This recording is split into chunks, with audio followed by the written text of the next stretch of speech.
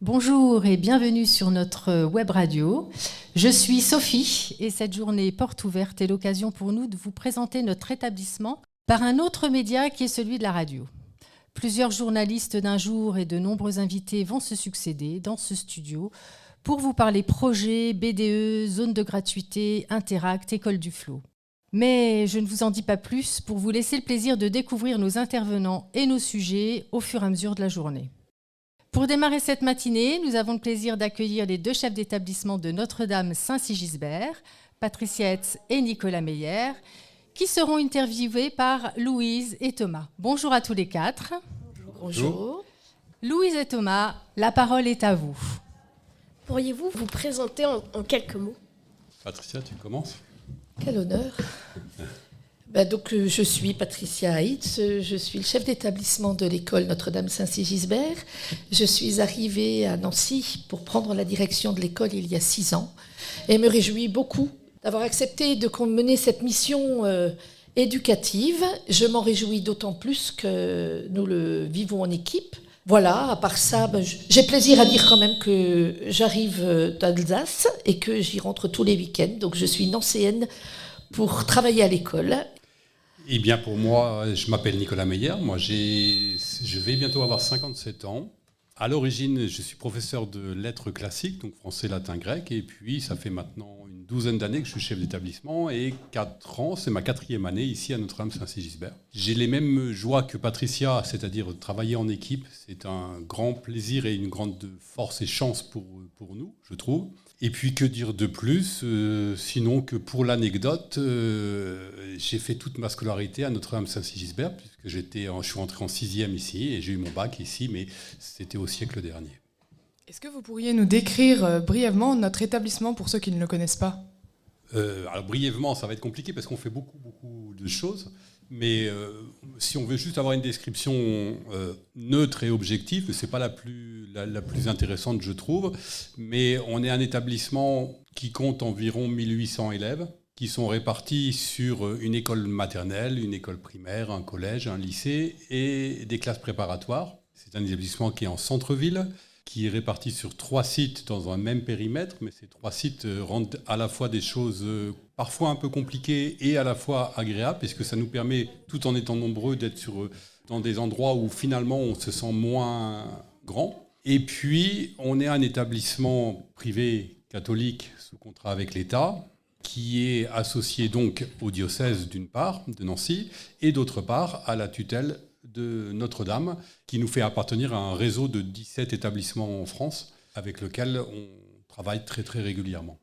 J'ajouterais à cette description de Nicolas que pour ce qui concerne l'esprit dans lequel nous souhaitons vivre ensemble dans notre établissement, petits et grands, élèves, enseignants et personnels, aussi avec les parents d'élèves, nous souhaitons farouchement être un établissement ouvert à tous, ouvert sur le monde qui nous entoure. Le monde autour de nous a changé, il est normal aussi que l'école et ce qui s'y vit évolue. Alors ça se fait pas forcément très vite, mais enfin on y travaille ensemble, on en a le désir en tout cas.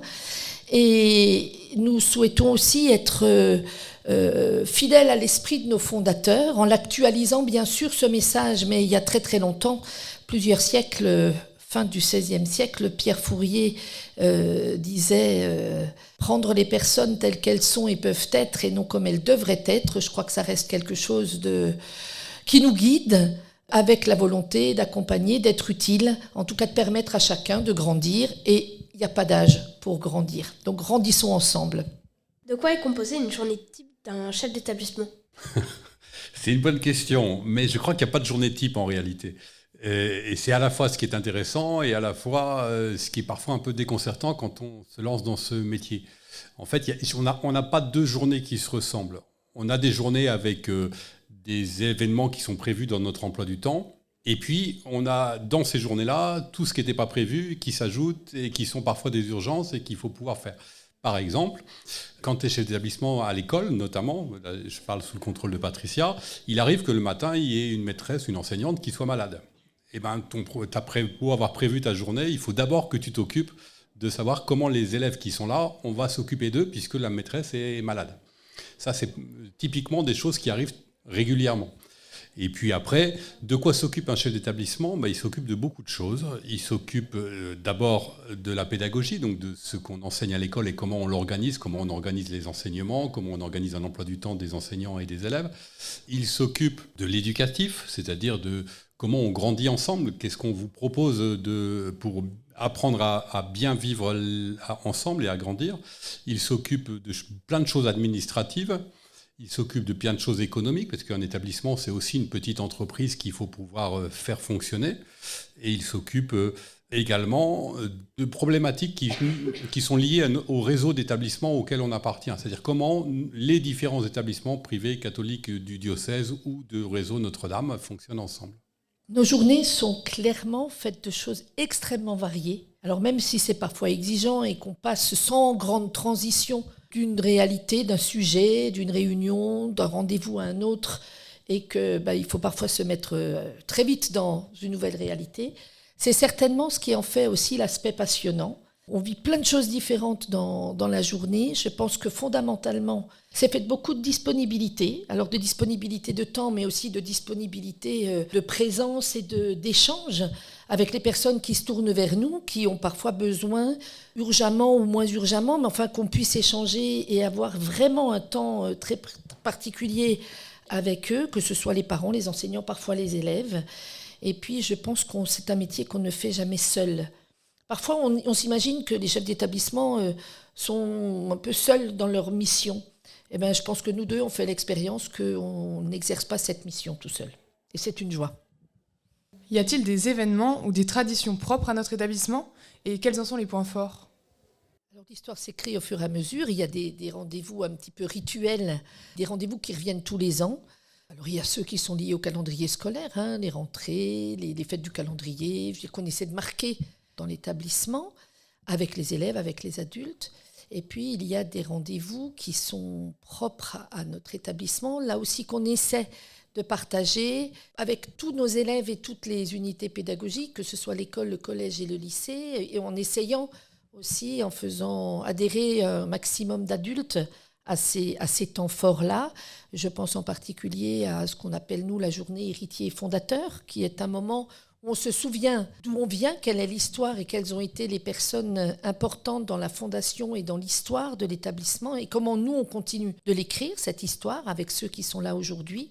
Il y a depuis 3 ans maintenant une semaine dédiée à l'approche de la différence qui s'appelle Alter Ego. Il y a des projets comme la fête de l'école qui revient tous les ans. Peut-être Nicolas, tu souhaites rajouter des choses J'attendais juste que la sonnerie soit terminée, ce qui prouve bien qu'on est dans une école. Non, juste pour rajouter, si vous voulez, moi, les événements qui pour moi comptent beaucoup, c'est tous les événements où on a l'occasion de faire communauté. Et finalement, dans une année scolaire, il y en a quand même pas mal. Je vous ai juste quelques-uns comme ça. Il me semble qu'il y a des moments où on fait communauté qui sont les messes qu'on propose à l'ensemble de la communauté, par exemple à Noël, à Pâques, à la rentrée ou en fin d'année. C'est des moments importants dans la vie de notre établissement. Il y a ce qu'on va faire aujourd'hui, la remise des diplômes pour nos anciens élèves qui ont eu le bac l'année dernière, ceux qui ont eu leur brevet aussi l'année dernière. Et ça, c'est des moments qui sont pour moi aussi des moments forts. On peut célébrer la réussite de nos élèves. Et puis, un autre événement qu'on a mis en place depuis quelques temps et qui, pour moi, compte aussi, c'est un temps qu'on fait en toute fin d'année pour remercier tous les élèves qui quittent l'établissement parce qu'ils sont arrivés en terminale et qui ont passé toute leur scolarité depuis l'école primaire jusqu'en terminale à Notre-Dame Saint-Sigisbert. Et on fait pour eux, pour ces élèves-là, une petite cérémonie très, très simple pour pouvoir à la fois les remercier d'avoir passé ce temps-là avec nous et puis après leur souhaiter une bonne continuation pour la suite de leurs études. Si vous pouvez imaginer un avenir de cet établissement dans 10 ans, à quoi ressemblerait-il avec des projets et tout ça ? Alors, c'est notre travail d'imaginer l'avenir d'un établissement. C'est-à-dire que notre travail, c'est pas seulement d'imaginer aujourd'hui et maintenant comment on fonctionne, et c'est aussi d'imaginer comment on sera dans... Alors, 10 ans, c'est beaucoup. 10 ans, on est dans 5 ans déjà, etc. Alors oui, on y travaille. Je ne pourrais pas tout te dire sur toutes nos réflexions aujourd'hui, mais il y a plein de choses qui sont à l'esprit. Par exemple, un des défis qui s'offre à nous aujourd'hui, mais pas que à nous, mais quand même, c'est qu'est-ce qu'on fait avec l'intelligence artificielle ? Par exemple, on voit bien que c'est quelque chose qui entre dans la société, qui existe, qui pose des tas de problèmes parce que les enseignants se plaignent que les élèves font leurs devoirs avec ChatGPT, etc. Et pour autant, on ne pourra pas lutter indéfiniment là-dessus. Et donc, qu'est-ce qu'on fait avec ça ? Qu'est-ce qu'on fait ? Comment on enseigne ? Comment une école s'organise ? Comment les enseignements s'organisent avec un monde qui évolue, un monde qui change ? Comment on fait pour que notre école soit adaptée aux besoins de notre temps ? Tout à fait. L'idée, ça rejoint ce que je disais tout à l'heure, c'est un rythme. On va peut-être pas forcément très très vite, mais on a envie quand même que l'école colle de plus en plus et de mieux en mieux avec ce qu'est le monde autour de nous, en s'emparant des outils et des réalités qui existent, en approfondissant certains sujets. Il y a une hétérogénéité, je dirais une différence de plus en plus grande parmi nos élèves. Les classes sont faites d'enfants qui sont très différents les uns des autres et dont certains ont des besoins particuliers. Donc là aussi, c'est essayer de plus en plus de pouvoir comprendre et ajuster notre manière de faire pour répondre aux besoins de tous nos élèves, y compris ceux qui ont besoin de travailler peut-être plus vite, qui réussissent ou qui réagissent très facilement aux propositions d'enseignement. Et puis c'est aussi que nos lieux de vie, que nos bâtiments, que nos classes, que les outils qu'on utilise, pareil, répondent à ces changements du monde qu'il y a autour de nous. Et puis qu'on réduise l'écart et que les élèves retrouvent dans l'établissement aussi des choses qui leur parlent bien. Et puis il y a un autre aspect très important, c'est qu'on souhaite à tous les âges de la scolarité que les élèves puissent avoir leur place aussi et soient acteurs et puissent participer à la vie de l'établissement. Et voilà, ce sont autant de chantiers, de sujets de travail et de réflexion qui nous occupent. Quel message aimeriez-vous transmettre aux élèves et à leurs familles qui nous écoutent aujourd'hui ? Alors, aux élèves, je voudrais leur dire, ou vous dire, puisque vous êtes là tous les deux, que l'avenir vous appartient. Et quand je dis ça, ça veut dire, c'est pas une phrase toute faite, au sens où on voit bien, quand on écoute les informations, quand on regarde le monde aujourd'hui, que dans ce monde-là, il y a plein de choses qui vont pas très bien. Que nos générations à nous, on est probablement responsable d'un certain nombre de ces choses qui ne vont pas bien dans le monde, mais que ce monde qui arrive, il vous appartient à vous plus qu'à nous-mêmes. Et donc, ce que je voudrais vous dire, c'est n'ayez pas peur. N'ayez pas peur. N'ayez pas peur du monde qui arrive. N'ayez pas peur de vous engager. N'ayez pas peur d'agir. Je pense, j'ai une grande confiance dans ce que vous, les jeunes générations, allez faire du monde qu'on vous laisse. Je souscris évidemment complètement à ce que tu viens de dire, Nicolas. Je crois qu'une communauté humaine, et a fortiori la nôtre, qui est composée de jeunes et moins jeunes, de personnes au sein de l'établissement, mais aussi des parents qui sont avec nous, qui ne sont pas dans l'établissement tous les jours. Mais je crois que cette communauté, elle est riche de plein d'idées, de plein de compétences. Et je crois que c'est ensemble qu'on va pouvoir grandir et faire grandir les uns et les autres et les accompagner. Je pense qu'il est important qu'on soit dans cette confiance, mais aussi dans cette action commune qui va permettre de révéler les compétences au service de notre projet ensemble. En tout cas, on n'est jamais aussi bon que quand on essaie d'aller dans le même sens, dans le respect mutuel, mais aussi dans le renforcement de tout ce qu'on est capable de faire. Donc, allons-y, ensemble. Merci beaucoup, merci Thomas, merci Louise, merci à Patricia Hetz et Nicolas Meyer d'avoir pris le temps de cette interview dans une journée qui s'annonce bien chargée.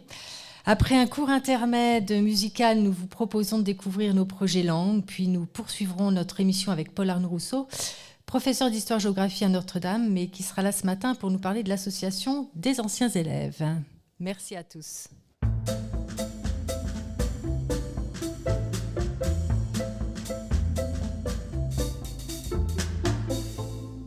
Bonjour Paul Arnoux. Bonjour. Et merci d'avoir accepté notre invitation. Aujourd'hui, cette journée porte ouverte est l'occasion de faire découvrir aux familles nancéennes notre établissement avec ses filières et ses nombreux projets. Mais c'est aussi le moment pour l'Association des Anciens de se faire connaître. Paul Arnoux, tu es professeur d'histoire-géographie à Notre-Dame-Saint-Sigisbert, mais c'est en tant que vice-président, si je ne me trompe pas, Voilà, c'est ça, oui. de l'Association des Anciens que je te reçois aujourd'hui. Alors, peux-tu te présenter brièvement et nous expliquer ton rôle au sein de l'Association des Anciens élèves ? D'accord. Alors moi déjà, j'étais élève à Sigis entre 86 et 89. J'y ai fait mon lycée. J'ai rejoint le comité des anciens élèves au début des années 2000. J'ai fait une petite pause et puis j'y suis revenu il y a une dizaine d'années. J'ai été élu donc vice-président de l'association, parce que l'association des anciens élèves, elle reprend en fait la structure ancienne de Sigis-la-Malgrange, du temps où les deux écoles n'en formaient qu'une en fait. Elles avaient été créées en 1836 à côté de l'église Saint-Pierre, avenue de Strasbourg. Et puis elles ont fonctionné en binôme pendant longtemps, jusque dans les années 70 du XXe siècle. Avant de devenir deux entités différentes. Et il reste de ce passé-là une association d'anciens élèves qui réunit donc les élèves les anciens élèves des deux maisons. D'accord, donc initialement... Voilà. L'association des anciens élèves, donc elle a été créée en 1872 et elle a eu un rôle important au moment de la séparation des églises et de l'État, quand il a fallu racheter les locaux pour que les écoles puissent continuer à exister. D'accord. Et aujourd'hui, quel est l'objectif principal de l'objectif, l'association des anciens élèves ? L'objectif, c'est d'être un lien entre ceux qui sont passés dans les écoles, d'être un lien aussi entre les anciens et les nouveaux. Il y a quatre bourses qui sont données par l'association des anciens élèves aux établissements, soit pour des équipements. Alors à Sigis, c'est les panneaux de basket, ça a été les bancs, ou alors pour des aides ponctuelles, soit pour des projets portés par les écoles, le projet Thésée, qui est porté par les pastos de Sigis et de la Malgrange. Ça permet réduire le coût qui est demandé aux participants pour ces projets, quoi, en fait. Voilà. D'accord. Donc il y a un soutien financier, il y a un soutien aussi qui continue à exister pour ceux qui font des écoles un peu à Paris, à Bordeaux, un peu de se retrouver entre personnes qui sont passées par les mêmes lieux, quoi, un peu de réseau. Et aujourd'hui, combien d'élèves font partie de votre réseau ? On a à peu près, normalement, plus de 1500 adhérents à l'association des anciens élèves. Je ne sais pas si tous sont à jour de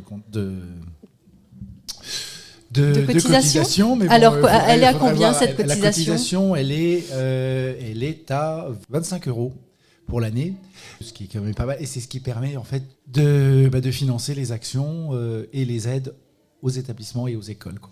D'accord, donc tu nous dis que cette association, c'est un lien, voilà. C'est de créer du lien, c'est de porter des projets, c'est de financer des aides aux élèves. Il y a un peu un côté ancien combattant avec comment ça se passait dans les années 30. Alors si vous regardez les bulletins des anciens, c'est un peu la manière dont la pédagogie était mise en œuvre dans les écoles. Alors comme on a des bulletins qui existent depuis 1872, je te laisse imaginer les choses. Bon, t'as des petites pépites sur ce qui se passait dans les écoles par le passé. Ok, lien, transmission. Et comment vous les recrutez aujourd'hui, vos adhérents ? Est-ce que vous faites des événements particuliers ? Comment ils peuvent vous rejoindre ? Alors ils peuvent rejoindre, il y a une page Facebook sur... voilà. Je ne pense pas qu'il y ait encore de choses sur Instagram, mais il faudrait que ça vienne. Il y avait une réunion parisienne qui n'existe plus, mais sinon, le site internet de l'association qui est en lien sur le site de l'école. Et quoi d'autre ? C'est l'intermède musical. C'est l'intermède musical.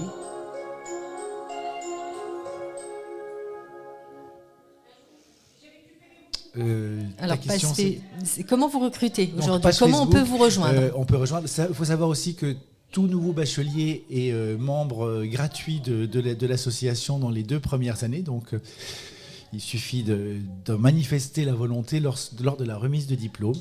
Comme ça qu'on commence à rentrer dans l'association. Et quel message aimerais-tu transmettre aux anciens élèves qui ne sont pas encore impliqués dans l'association ? De faire comme l'ancienne devise de l'ensemble scolaire, c'était une tradition d'avenir. Venez partager votre passé pour que les jeunes aient un avenir. Et toi, qu'est-ce qui te rend le plus fier dans ton rôle au sein de cette association ?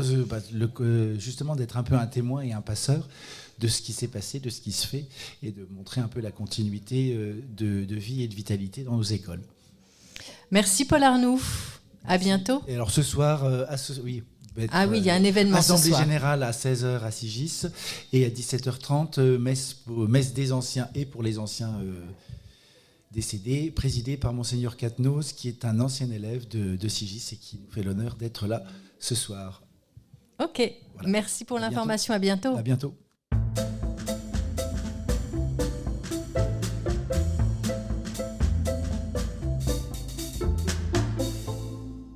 Bonjour Louise, bonjour Jules, merci d'être avec nous aujourd'hui. Nous poursuivons notre chemin porte ouverte après la participation de nos 2 chefs d'établissement pour présenter Notre-Dame Saint-Sigisbert, hier, aujourd'hui et demain. Ensuite Paul Arnoux qui fait le lien entre les anciens et les nouveaux avec l'association des anciens de la Malgrange et de Sigis. Eh bien, j'ai le plaisir d'accueillir Louise et Jules qui sont des élèves investis dans Interact et qui vont profiter de ce temps qu'il aurait proposé pour nous présenter Interact.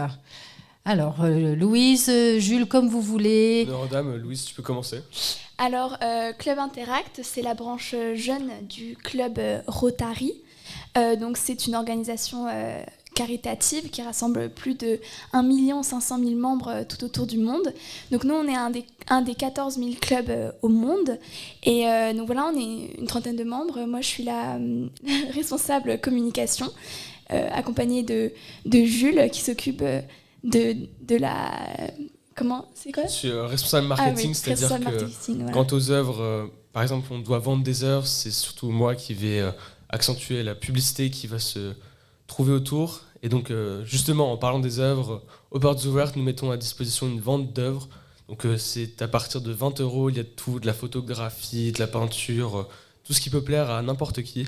Donc, n'hésitez pas à aller nous voir. Pour cela, vous pouvez demander aux petits guides qui vous seront fournis à l'accueil de vous accompagner à la salle à droite de la cantine. Donc, si je ne me trompe pas, ce serait la salle B113, si jamais il n'y a pas de petit guide. Et donc, voilà, l'Interact, c'est toute une communauté, c'est un ensemble d'élèves qui agissent pour de la bonne cause. Donc on a pu aider, cette année ce sera l'ARS, il me semble, c'est-à-dire qu'on va aider une association qui a pour objectif de reverser des habits, de l'argent à des personnes sans abri. On a pu aider l'UNICEF une année. Donc l'année dernière, on a su leur verser pas loin de 3 500 €, si je ne me trompe pas, Louise. Oui, absolument. Un chèque de 3 500 € qu'on a remis à la cérémonie en début d'année. Et alors, je vais vous parler un petit peu des projets de cette année. Donc, on a 2 projets majeurs. Le premier qui va se dérouler vers la fin de l'année à Notre-Dame Saint-Sigisbert. Donc, c'est comme des Jeux Olympiques, mais entre élèves. Et tous les bénéfices seront reversés à une association qui se bat contre la polio. Donc voilà, ça c'est le premier projet majeur. Le deuxième, ce sera un ou plusieurs concerts vers fin mai, donc qui se passeront très probablement au bar de l'Académie. À l'ACA à Nancy, près de la place Carnot, et ce sera, pour l'instant la date serait plutôt fixée entre le 23 et le 25 mai. Donc on essaie de chercher beaucoup d'artistes, il y aurait de tous les genres, de tous les types. Du jazz, du rap. Avec une entrée payante, des boissons, de la nourriture, tout ce qui pourrait plaire à n'importe qui. Et donc, si vous voulez suivre les actualités quant à ce concert, vous pouvez suivre la page Instagram de l'Interact, que Louise va vous fournir. Absolument. club.interact-NDS. Et donc, pour rebondir sur ça, vous pouvez aussi contacter ce compte Instagram pour, si jamais vous voulez voir des œuvres d'art. En effet, si ça se trouve, vous n'avez pas pu accéder à ces œuvres d'art lors des portes ouvertes, vous avez pu être occupé en déplacement avec votre famille, peu importe, mais vous pouvez demander les prix, les renseignements par rapport à ces œuvres d'art et puis tout simplement poser des questions par rapport à l'Interact. Elles sont accessibles en photo, ces œuvres d'art, sur votre site ? Il me semble que oui, sur le compte Instagram, on a encore des publications. Donc on a toutes les œuvres d'art car on a su en vendre une grande partie, mais il en reste une dizaine. Donc ça faisait partie du projet de l'année dernière qui était une vente aux enchères d'œuvres d'art qui a su se dérouler sur toute une semaine dans une galerie et donc qui nous a permis de déverser une somme assez conséquente d'argent à l'UNICEF. Et donc voilà, suivez le compte Instagram, c'était Louise et Jules. Bonne journée. Mais on n'a pas tout à fait fini, Louise et Jules. Excusez-moi. Voilà, donc si j'ai bien compris, Interact, vous faites des levées de fonds à partir d'actions caritatives et chaque année, vous avez une association. Alors si mes souvenirs sont bons, une année c'est à l'international et une année en local. Oui. Donc l'année dernière, c'était l'UNICEF, association pour laquelle vous avez vendu ces œuvres d'art et vous avez encore quelques œuvres à vendre. Et c'est là où vous faites un appel aujourd'hui pour qu'elles soient vendues et que vous puissiez encore contribuer à aider l'UNICEF en vendant ces œuvres-là. Et puis cette année, avec l'ARS, Association Réinsertion Sociale, vous allez organiser des concerts et faire une levée de fonds pour leur permettre de pouvoir venir en aide à des personnes en situation de précarité et de pauvreté. Exactement. Alors moi, ma question, j'ai envie de vous poser à tous les deux, c'est qu'est-ce qui vous motive ? Qu'est-ce qui fait que vous avez rejoint Interact ? Et dans la continuité, si vous pouvez juste nous dire comment demain vous pouvez recruter encore ? Qu'est-ce qui vous motive vous et qu'est-ce qui pourrait motiver vos camarades demain de rejoindre le club Interact ? Alors, moi, c'est pas la première association à laquelle je participe parce que j'ai déjà participé au club Saint-Nicolas et ça a toujours été important pour moi de me rendre utile pour des gens qui n'ont pas forcément la chance qu'on a eue par exemple, d'être dans une école comme Sigis. Et donc voilà, ça compte beaucoup pour moi de vraiment me rendre utile et de me sentir... de me sentir utile, concernée, tu te sens concernée. Exactement, et c'est un peu toucher la réalité aussi parce qu'on a tendance à être un peu enfermé dans une bulle, et donc ça permet de découvrir d'autres situations, d'autres personnes, et je pense que c'est ça aussi le club Interact, c'est une communauté, et donc participer à une communauté, je pense que c'est important. Donc venez à Interact l'année prochaine, on s'ouvrira les portes avec grand plaisir. Personnellement, ce qui m'a amené à Interact, c'est justement cet aspect de communauté et de se sentir utile. Donc aider les personnes, c'est selon moi une action qui est primordiale dans le sens où pourquoi aider si on peut le faire. Et donc j'ai rejoint l'Interact cette année et je ne peux que m'y plaire. Et si vous voulez le rejoindre, c'est exactement ça. Vous pouvez le rejoindre l'année dernière à Notre-Dame-Saint-Sigisbert. L'année prochaine, excusez-moi. Et donc on est content d'être à l'Interact, on est content d'être une sorte de famille ensemble. Et puis on n'appartient pas seulement à l'Interact, on appartient au Rotary qui compte quand même 1 500 000 personnes. Et donc c'est ce qui nous rend heureux et fiers d'être dans l'Interact. Exactement. Et c'est aussi une grande chance de pouvoir vraiment monter des projets. Ça, c'est aussi quelque chose qui est très inspirant en quelque sorte. C'est qu'on nous donne vraiment... on est vraiment un groupe d'élèves et on monte des projets qui finalement ont une utilité, ont une finalité, et c'est assez satisfaisant en quelque sorte de mener à bien un projet caritatif en particulier. Merci à tous les deux, merci Louise, merci Jules, et puis merci pour votre engagement, et je crois qu'on est une école qui promeut vraiment l'engagement, et là vous en donnez un bon exemple. Merci beaucoup. Belle porte ouverte à vous et à bientôt. Merci beaucoup, à bientôt. Au revoir.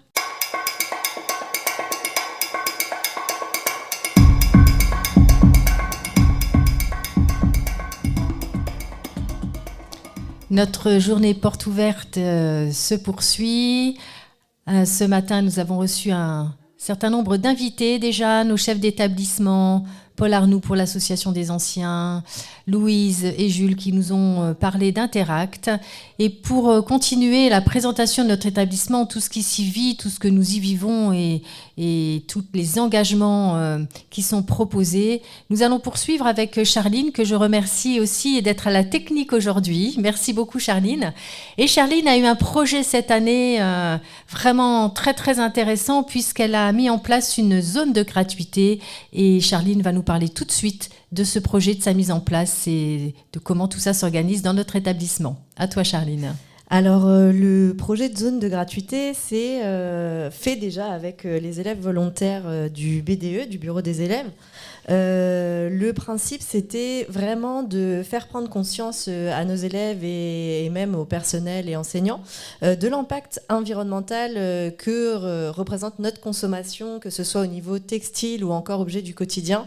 Voilà, donc en fait on met en place cette zone de gratuité, un espace où on peut déposer ce dont on ne veut plus mais qui est quand même en bon état et dont on peut encore se servir plutôt que de les jeter ou d'acheter du neuf. Donc c'est vraiment de redonner une seconde vie aux objets et aux vêtements.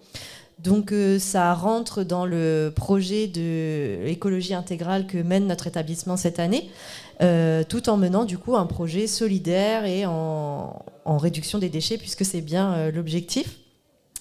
Donc qu'est-ce qu'on dépose ou alors qu'on vient chercher? C'est déjà, on peut déposer des vêtements propres et en bon état, des livres, des jeux de société, des jouets, des jeux vidéo, du petit électroménager ou des appareils électriques de petite taille, ou encore des affaires scolaires. Donc si vous avez ça sous la main chez vous, n'hésitez pas à faire un petit tri de pré-printemps, on va dire, et vous pouvez les déposer à l'accueil de notre établissement Saint-Sigisbert.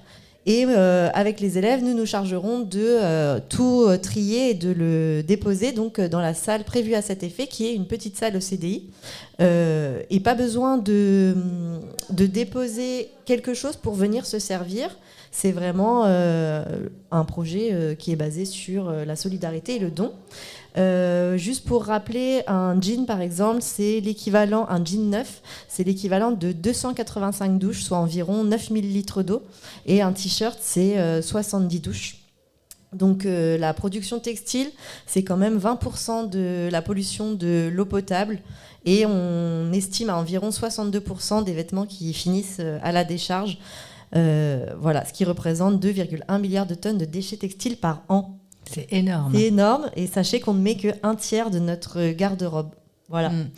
Donc si je comprends bien, Charline, on peut déposer et on peut venir récupérer. Tout à fait. On peut venir voir, donc les élèves peuvent se rendre à la zone de gratuité. Si un jean en bon état leur plaît, ils peuvent le prendre. C'est ça le principe. C'est ça le principe. C'est vraiment de déposer un habit, un objet, etc.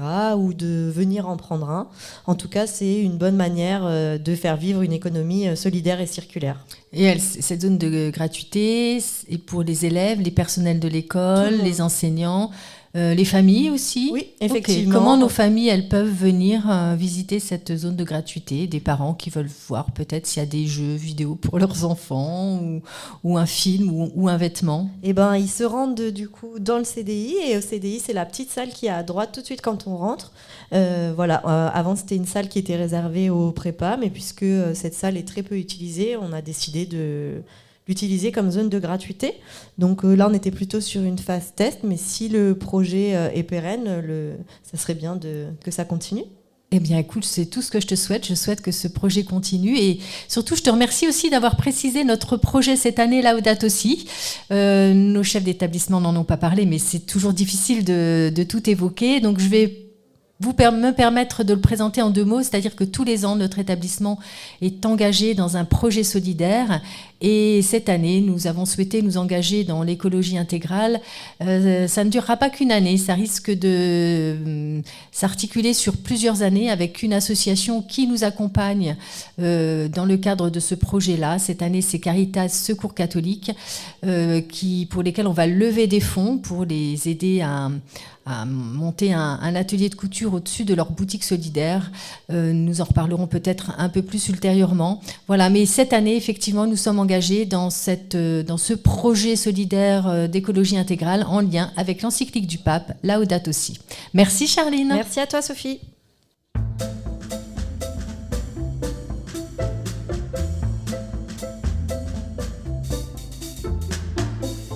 Et nous continuons notre émission avec l'interview de plusieurs professeurs qui nous parlent de leur spécialité, des micro-trottoirs à écouter tout de suite.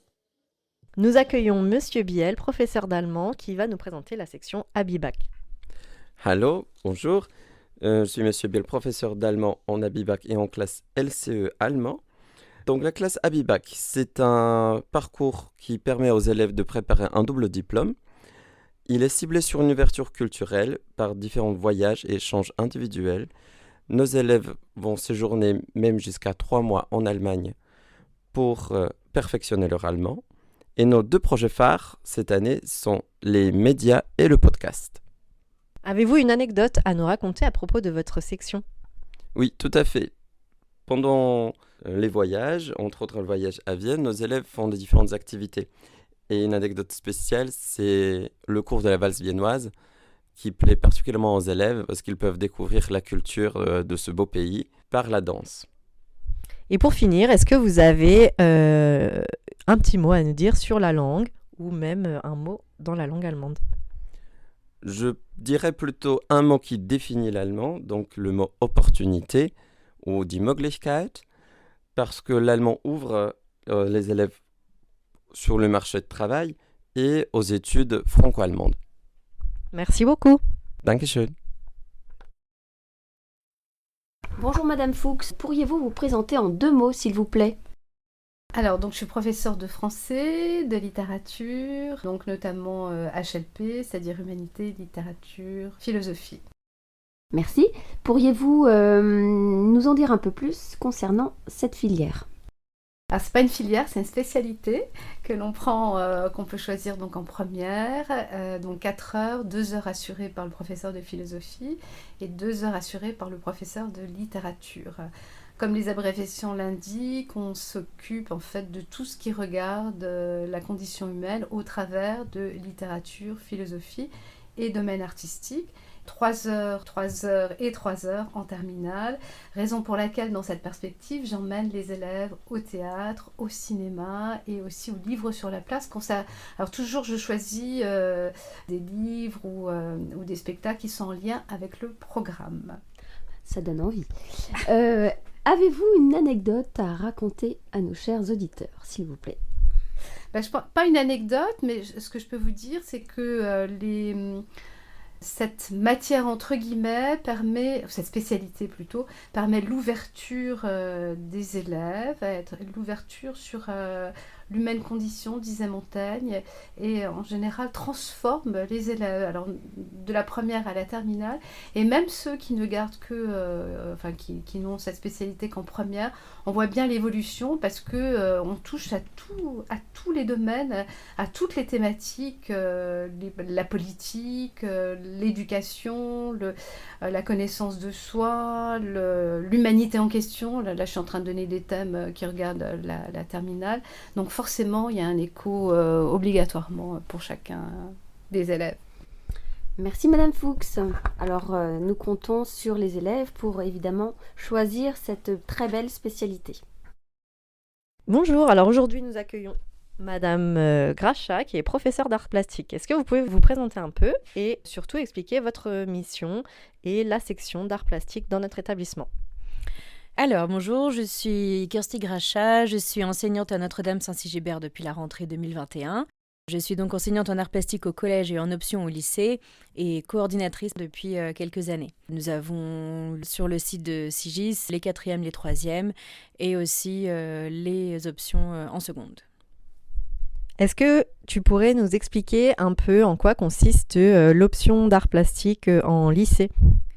L'option art plastique est dans la continuité de la 3e.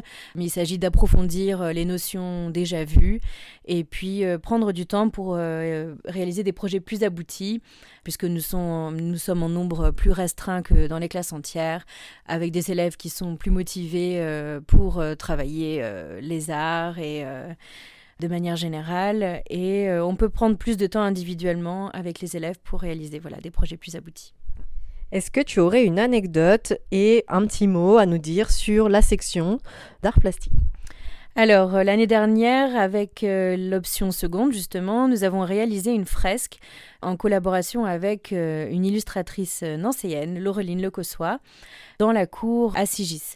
C'était un espace qui était peu utilisé et puis un petit peu tristouné, un peu dans l'ombre et... pas très intéressant. Et donc, nous avons réalisé une fresque pour égayer l'espace. Et puis, maintenant que notre salle d'art plastique a été rénovée et agrandie, nous avons une belle vue sur la fresque. Puis, je continue donc avec l'événement phare. Nous avons mis en place pour la première année des journées des arts avec le niveau 4e. Ce sont 2 journées banalisées, donc les cours habituels sont supprimés, remplacés par des ateliers avec des artistes intervenants. Au programme, on a une sortie à l'opéra avec la visite des locaux. On a aussi de la linogravure, de l'impression typographique, de la gravure sur Tetra Pak, dessin, mais aussi macramé, céramique, calligraphie. Voilà. Merci beaucoup. Bonjour Madame Vengère. Pourriez-vous vous présenter en quelques mots, s'il vous plaît ? Oui, bonjour à tous. Je suis Maïté Vengère. Je suis professeure d'anglais dans la filière LCE. Au collège et classe européenne au lycée, donc en anglais. LCE, c'est langue et culture européenne. Et donc, c'est des élèves qui choisissent de faire l'anglais parce qu'ils en ont envie, parce qu'ils sont motivés, parce qu'ils ont envie d'apprendre un peu plus, d'approfondir l'anglais. Ils ont 2 heures en plus dans leur emploi du temps au collège et 1 heure en plus au lycée. Et donc, le but vraiment, c'est d'approfondir l'anglais, d'encourager l'apprentissage par des activités un peu moins scolaires, on va être honnête, et puis un peu plus ludiques. Et ces activités sont basées sur l'histoire, la géographie, la littérature, la découverte des pays anglophones, la découverte d'auteurs et d'écrivains étrangers comme Shakespeare, comme Dickens, Roald Dahl et bien d'autres. Certains font des activités de bricolage comme des baguettes magiques Harry Potter en 5e, des marque-pages sur le gothique et sur Macbeth en 4e. Et puis, on propose aux élèves la lecture d'œuvres adaptées à leur niveau quand ils sont au collège et au début du lycée. Et puis après, des œuvres en version originale, pour vraiment approfondir l'anglais. On fait aussi des sorties cinéma, théâtre. Là, on va bientôt aller au théâtre avec les élèves de seconde Euro. Il y a des voyages qui sont prévus. On part en Écosse cette année avec nos 4e. Et puis, on prépare aussi les élèves qui le souhaitent aux examens de Cambridge, qui est un diplôme qui atteste d'un niveau officiel reconnu à l'international en anglais. Donc, le niveau A2, B1, B2, voire plus. Donc, c'est vraiment beaucoup d'oral et beaucoup d'échanges sur différents thèmes pour valoriser la parole et donc approfondir l'anglais. Avez-vous une petite anecdote à raconter à nos chers auditeurs ? Alors, j'ai rien de spécial en tête, mais c'est vrai que quand on retrouve des élèves un peu plus tard, ils nous remercient, ils sont contents parce qu'ils ont approfondi l'anglais, même sans vraiment s'en rendre compte, parce qu'on a fait pas mal d'activités. Et voilà, donc ils sont contents et tant mieux. Merci de votre témoignage, Madame Vengère. J'espère que vous aurez de nombreux élèves à venir dans votre filière.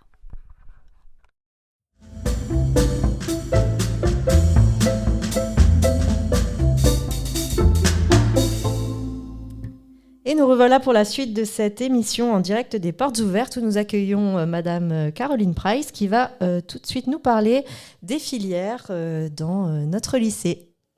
Alors bonjour à tous, donc Caroline Price, je suis la responsable pédagogique des 3e et des secondes. Je vais vous présenter les différentes options, sections et spécialités que nous proposons au lycée. Donc pour commencer par la seconde, évidemment l'année de seconde c'est une année de détermination, c'est-à-dire que sans examen à la fin de l'année, les élèves ont tout loisir de prendre un peu de temps pour décider de leur orientation. C'est une année où on va les amener à réfléchir aux spécialités que nous proposons en première et en terminale. On est un gros établissement, donc on a la chance de pouvoir proposer 11 spécialités que vous pouvez voir aujourd'hui lors des Portes Ouvertes. Vous pouvez rencontrer les profs, les élèves. Ces 11 spécialités, je vais vous les rappeler rapidement. Mathématiques, sciences et vie de la Terre, sciences de la vie et de la Terre, physique-chimie, sciences de l'ingénieur, numérique et sciences informatiques. On a aussi langue et littérature de culture étrangère en anglais, histoire, géographie, géopolitique, sciences politiques, sciences économiques et sociales. J'en oublie, mais ça va me revenir. On a 2 options, 2 spécialités qu'on peut suivre à distance. La spécialité arts plastiques et la spécialité langues anciennes latin. On l'a aussi en option, mais on l'a en spécialité. Et enfin, j'ai oublié la spécialité en présentiel, HLP, humanité, littérature et philosophie. Ça, c'est pour les spécialités. On propose aussi des options. En seconde, par exemple, on propose l'option latin, grec, qu'on peut commencer en seconde si on n'a jamais fait au collège. On propose aussi l'option LVC italien, pour ceux qui voudraient débuter une 3e langue. L'option sciences de l'ingénieur et l'option arts plastiques en seconde. En première, on propose toujours latin, grec. On propose aussi en terminale 3 options, mathématiques complémentaires, mathématiques spécialisées et droit et grands enjeux du monde contemporain. Donc ça, c'est proposé tous les ans aux élèves, on leur explique exactement de quoi ils retournent. Et on propose également le parcours humaniste pour les élèves qui font du latin ou du grec, qui sont amenés à voyager à Paris, en Italie, en Grèce, à découvrir le monde de la culture, aller au théâtre, à l'opéra, éventuellement selon les propositions, les programmations. Et puis on propose aussi aux élèves qui veulent prendre un peu d'altitude le BIA, le brevet d'initiation aéronautique. Je crois avoir fait le tour de toutes les options. Donc venez nous voir, nous inscrire pour toutes ces belles propositions. Merci beaucoup Caroline. Effectivement, un panel de choix pour tous nos élèves qui peuvent vraiment trouver leur bonheur. Merci beaucoup. Nous allons enchaîner tout de suite avec la présentation de la filière ingénieur par Magda Zawi.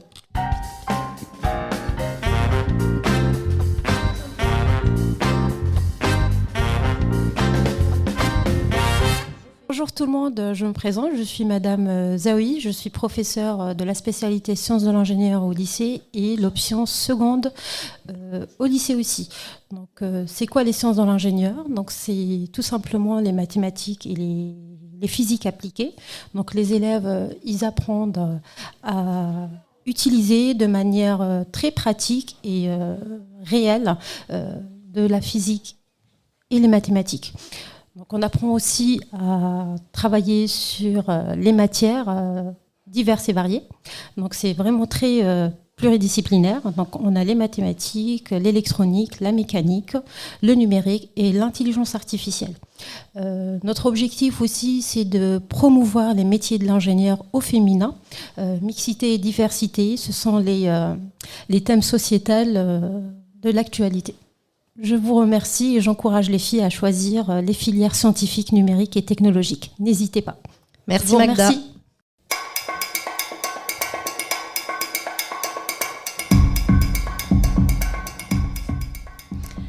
Nous poursuivons les entretiens avec une intervenante de primaire, Madame Limon, intervenante en allemand, qui est interviewée par Charlotte Malgras, élève de CM2. Bonjour, qui êtes-vous ?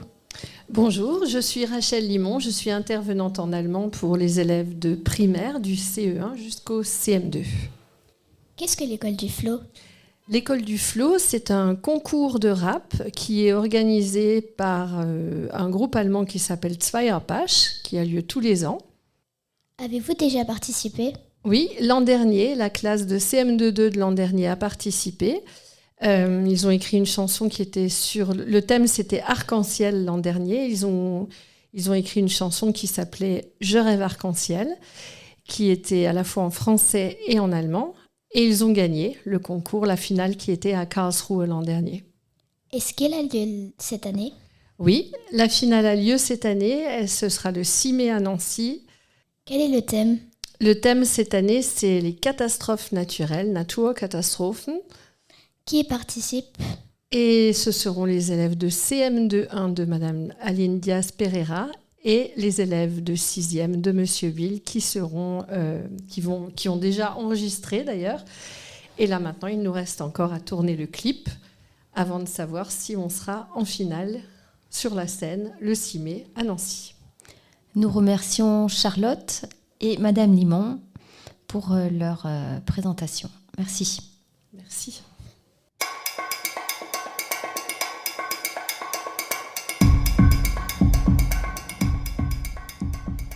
Et nous continuons donc notre émission avec Tia, élève de Terminale 4 qui nous a rejoint.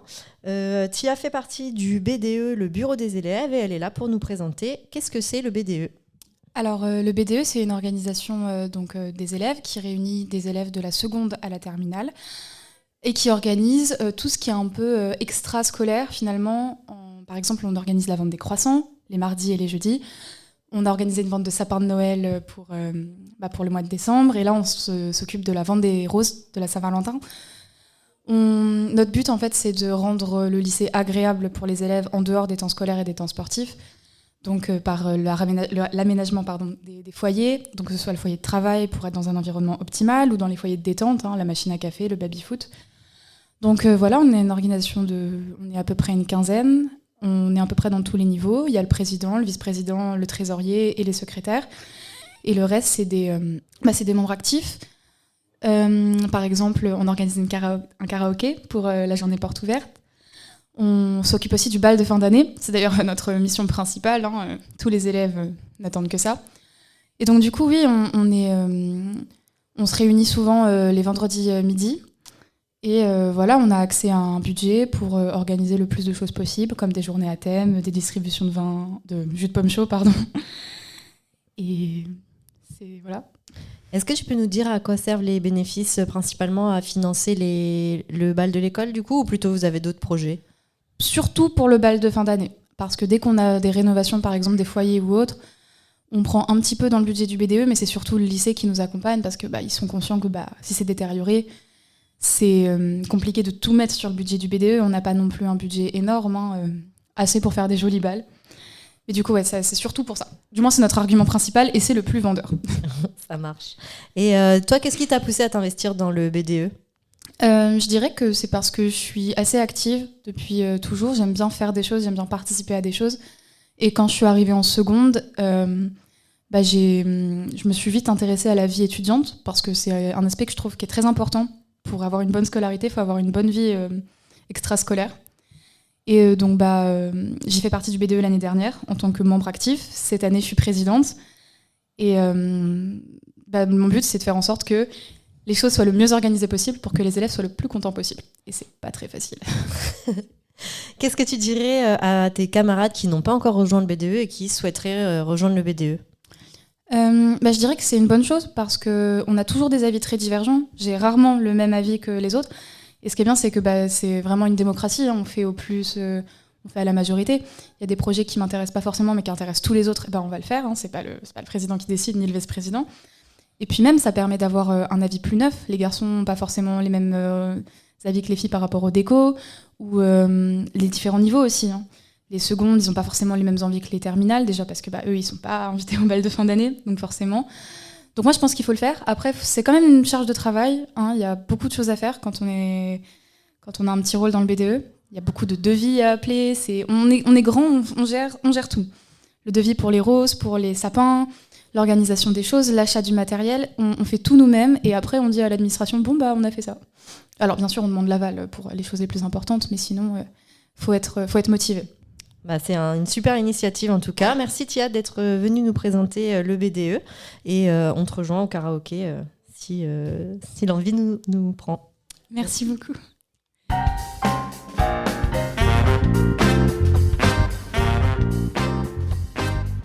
Et nous continuons avec Nadège Schmidt, donc, qui est responsable de vie scolaire et qui va nous faire une petite présentation des anciens élèves. Que sont-ils devenus ? Bonjour Nadège. Bonjour à tous. Donc effectivement, pour les portes ouvertes, j'ai choisi de présenter le devenir de nos anciens élèves. Pourquoi ? Parce que je me dis, j'ose espérer qu'on a joué en tant qu'éducateur un petit rôle dans leur construction individuelle. Et pour cela, j'ai choisi de leur poser différentes questions. Quels souvenirs gardez-vous de vos années collège-lycée ? En quoi le passage finalement dans cet établissement vous a aidé pour votre avenir, pour vos études ? Et finalement, pourquoi vous le recommanderiez à d'autres ? Voilà. Je pense qu'il est intéressant de se dire que comment promouvoir mieux un établissement que de se dire finalement on a réussi à faire en sorte qu'il grandisse, qu'ils s'épanouissent et puis qu'ils aient un travail qui leur plaît.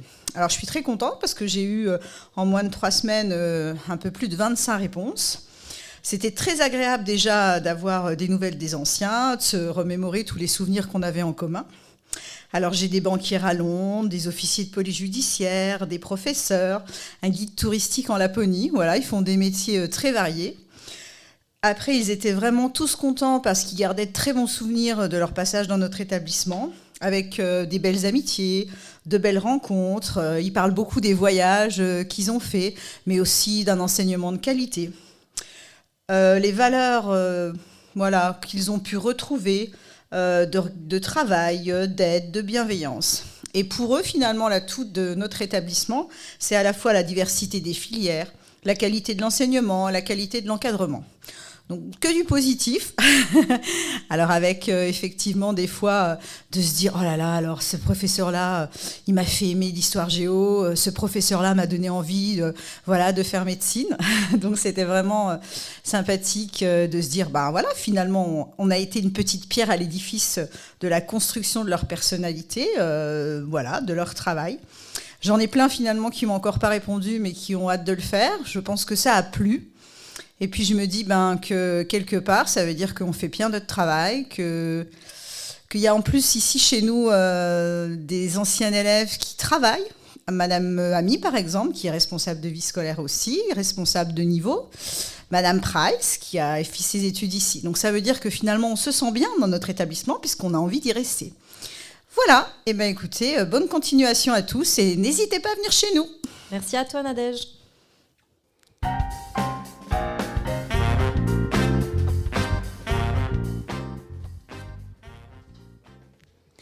Et nous poursuivons avec Céliane et Augustine, qui sont élèves de Madame Meraska en seconde et qui ont quelques mots à nous dire au sujet d'un événement qui va se passer en LCE. Alors, pouvez-vous nous parler du projet de classe de cette année, en seconde 4, s'il vous plaît? Notre projet cette année est de réaliser un film. Donc c'est un remix moderne du film Dr. Jekyll and Mr. Hyde. Ok. Qui participe à ce film?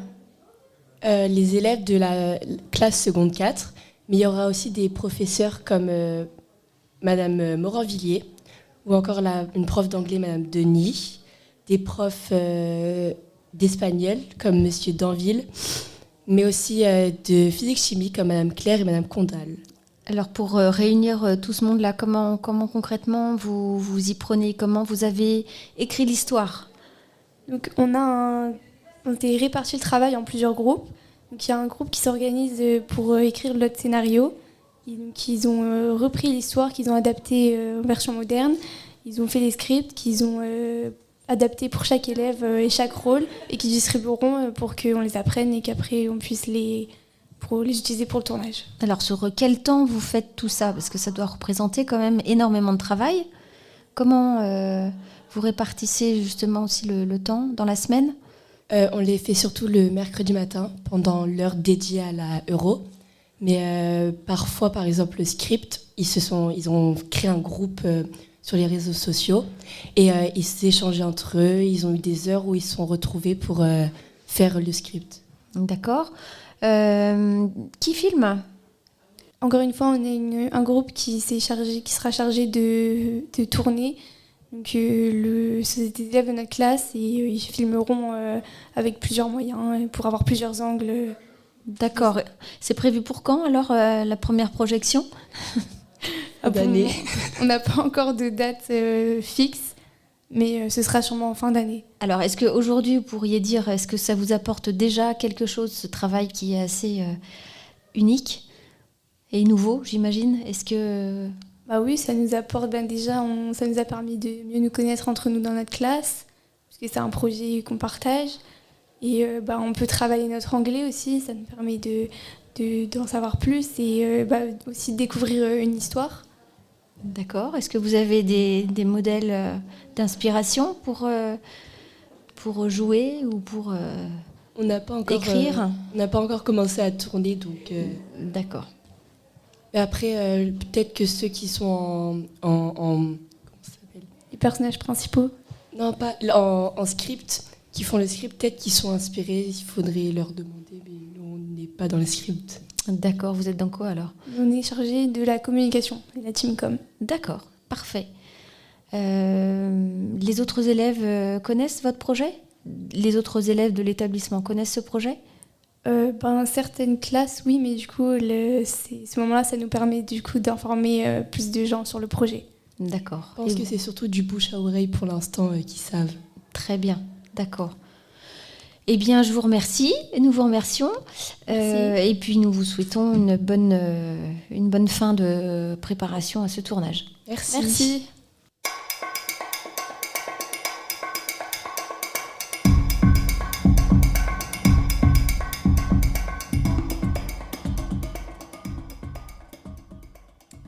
Et pour finir notre émission, nous terminons avec un débat où nous accueillons 3 élèves de 3e, Thomas, Ava et Félicie, qui vont nous parler un petit peu réseaux sociaux. Alors déjà, bonjour à tous les 3. Bonjour. Et on va commencer ce débat avec une première question. Déjà, est-ce que vous avez des réseaux sociaux? Oui, alors j'ai Instagram. Personnellement, j'ai pas installé TikTok et Snapchat parce que je suis contre. Je pense que Instagram fait tout ce que les autres font en nous gardant dans une sécurité qui est plus grande. Voilà. Ok. Personnellement, j'ai les 3, Instagram, TikTok et Snapchat. Je pense que c'est bien de découvrir ce que les 3 font, sachant que évidemment il y a des risques, comme sur TikTok, pour les risques de suicide. Mais sinon, les 3 sont bien. Ok, merci Ava. Et toi Thomas? Moi, j'en ai aucun, car choix personnel et car je n'apprécie pas trop l'idée. Après, je peux comprendre les personnes qui aiment les réseaux sociaux. Après, j'ai un avis très fermé sur la question en même temps. D'accord. Donc, qu'est-ce qui vous plaît ou ne vous plaît pas justement dans les réseaux sociaux? Puisque toi, Thomas, tu as fait le choix de ne pas être sur les réseaux sociaux. Mais peut-être qu'on peut commencer avec toi, Félicie. Qu'est-ce qui te plaît déjà dans les réseaux sociaux? Moi, ce que j'aime, c'est que c'est une zone de partage et de communauté. Alors, il faut être conscient que quand on s'expose au monde entier. Mais ce que j'aime bien, c'est que tout le monde peut partager ce qu'il fait, ce qu'il aime faire, etc. Et pour moi, c'est une zone juste pleine d'inspiration. Donc c'est ça qui me plaît. Mais ce qui me plaît pas, c'est le côté irrespect. Chaque réseaux sociaux sont connus pour leur violence, etc. TikTok pour le fait qu'il rend tout le monde mal à l'aise et qui donne des complexes à tout le monde. Instagram pour les commentaires qui sont d'une haine sans nom. Et je pense qu'il faut juste savoir trouver un juste milieu. Ok, merci. Ava, quel est ton avis sur la question? Je suis totalement d'accord avec Félicie pour le côté partage, communication. Mais du coup, oui, il y a des risques. Effectivement, quand on partage à tout le monde. C'est pour ça qu'il faut faire attention à qui on s'abonne, qui on bloque. Faut vraiment faire attention. Et pour les commentaires aussi, à éviter de donner des commentaires haineux ou quoi que ce soit. Et toi, Thomas, tu as fait le choix de ne pas être sur les réseaux. Je trouve que l'intérêt, comme le disait Félicie, c'est l'intérêt créatif. On voit les créations des gens, ce qui est très intéressant. Je suis complètement d'accord. Mais c'est tout le côté structure, je vais appeler un peu comme ça, où avec toutes les critiques, tous les qui vont devenir trop limites pour des personnes qui ne sont pas dans... comment expliquer? Pas prêts à voir ces choses. D'accord, ok, merci. Est-ce que du coup, selon vous, il faudrait interdire les réseaux sociaux tels que TikTok, comme ça a été le cas aux États-Unis il y a quelques jours, ou plutôt restreindre une utilisation, bien que normalement les réseaux sociaux sont interdits aux moins de 13 ans, mais on sait bien que la plupart des utilisateurs déjouent cette restriction. Du coup, selon vous, est-ce qu'il faudrait interdire, restreindre, éduquer? Pour moi, interdire les réseaux sociaux, c'est venir contourner le problème. Comme aux États-Unis, ils ont dit le problème, c'est les réseaux sociaux, on va l'interdire. C'est vraiment juste le contourner, c'est la surface du problème, il faudra aller un petit peu plus en profondeur. Pour moi, il faut les restreindre, il faut avoir beaucoup plus de de contrôle dans les commentaires, etc., comme sur YouTube, là où il n'y a aucun commentaire limite, que ce soit sur les formats longs ou courts, parce que c'est juste extrêmement contrôlé, etc. Je pense que ça devrait aller jusque-là et qu'il faudrait juste plus restreindre et venir contrôler tout ça. Je pense qu'il faudrait pas les interdire totalement, parce qu'il y en a, c'est leur métier, et si on leur enlève ça, ils seront donc, au chômage, sans métier. Mais du coup, faudrait les restreindre, éduquer un peu plus les personnes qui les utilisent, parce que certains les utilisent, ils sont sans aucune éducation. Et c'est souvent ces personnes qui mettent les commentaires, qui mettent ces vidéos qui sont très limites. Mais donc oui, restreindre les commentaires, les temps, les vidéos, etc. Moi, je suis complètement d'accord avec Ava. Après, avec ce qu'a dit Félicie, aux États-Unis, ils n'ont pas interdit TikTok à cause que c'était un réseau social. Ils ont interdit TikTok car c'était contrôlé par le régime chinois et que les données étaient prises. Et ça, on est sûr. Mais comme X prend des données, après la question c'est est-ce qu'on doit enlever car ça vient de la Chine Effectivement, c'est un conflit géopolitique. Est-ce que ça vient par les États-Unis, car les États-Unis récupèrent aussi des données. Après, c'est la grande question. Est-ce qu'on a des deux côtés ou que d'un seul? Alors, on est à fond avec les États-Unis en majorité. Mais pour moi, l'interdire entièrement est une erreur. Après, interdire pour plus avoir de capture de données, pour moi, c'est une bonne chose. Partiellement. Alors, effectivement, on pourrait simplement encadrer et restreindre certains commentaires sur les réseaux sociaux. En revanche, il n'y a pas si longtemps que ça, Mark Zuckerberg, le fondateur de Meta maintenant et Instagram, a enlevé les restrictions au nom de la liberté d'expression, ce qui est une porte ouverte clairement à la haine sans filtre sur les réseaux sociaux. Est-ce que ça vous fait un peu peur, ce côté-là, ou pas trop? Qu'est-ce que vous en pensez par rapport à ça? Pour moi, la liberté d'expression, ça a des limites. Faut pas venir blesser autrui. Et donc, c'était pour moi une erreur d'enlever ces limites, parce que la liberté d'expression, quand ça va blesser quelqu'un, franchement, vaut mieux pas le dire. Et moi, je trouve que ça fait peur de se dire qu'au fur et à mesure, toutes les sécurités qu'on a mises en place, tout ce qu'on a créé pour rendre les réseaux sociaux une place plus sûre, on va venir juste complètement l'enlever et en disant oui, mais la liberté d'expression, ça fait un petit peu peur. Effectivement. Alors, je suis totalement d'accord. Ça fait vraiment peur de se dire que les limites qui ont été instaurées pour éviter les problèmes des réseaux sociaux, elles ont été enlevées. C'était pour la liberté d'expression. Donc, comme a dit Félicie, la liberté d'expression, c'est bien, mais au bout d'un moment, il y a une limite. Mais ce qu'on voit sur les réseaux sociaux, parfois, c'est vraiment limite. Il y a des gens, ça les atteint pas du tout, mais il y en a certains, ils vont aller vraiment jusqu'au suicide, du coup, et ça fait vraiment peur. Pour moi, la vraie cause de tout ça, car je suis d'accord avec ce qu'a dit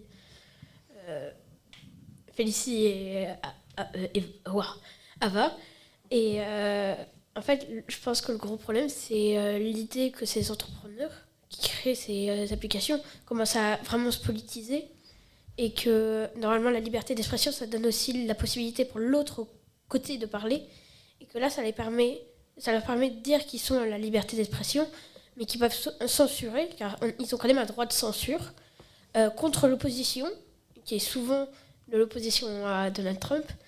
Ça leur permet vraiment de se développer vers ça, qui est un champ politique, je trouve, et ce qui n'est pas le but des réseaux sociaux pour moi. Merci beaucoup.